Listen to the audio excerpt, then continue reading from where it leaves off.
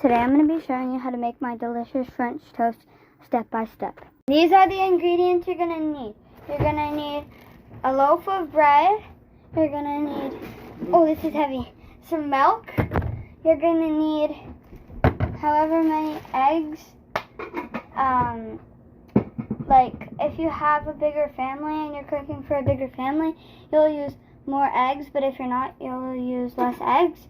You're going to need butter, and you're going to need a bowl and something to mix with. And you're going to need some cinnamon. Now we're going to start mixing. First, what I'm going to do is crack the eggs so then there's no shells. Wow.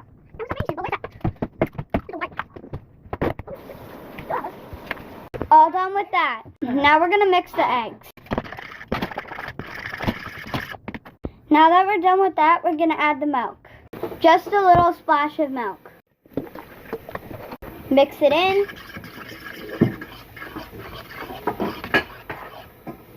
Now we're going to add 1.5 spoons of ground cinnamon.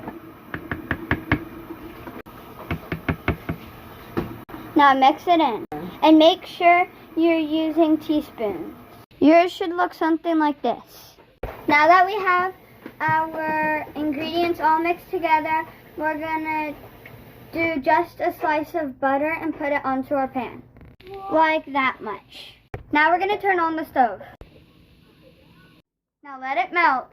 Once you see it starting to melt, you can spread it around your pan with your spatula, which I'm doing right now, so then it's easy to get off and it doesn't stick.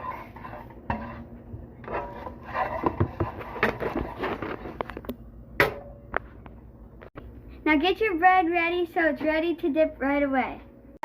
Now dip it. Quickly.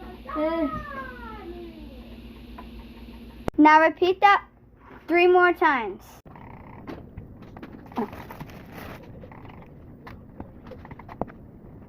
This is what it should look like. After a minute or two, keep checking it so you know when it's ready to do the first flip. Don't want to flip them too early. You're going to have to flip these about 3 times. This is mine after my first flip. You want them to be nice and toasty. Make sure your plate's ready. The second ones can be a little faster, so make sure you're checking every 30 seconds. This is what my second flip looks like. Make sure the stove is off. Here's a hack. Put a little butter in between each one and stack them, and it'll help it melt easier. This is the finished result. Enjoy your amazing French toast.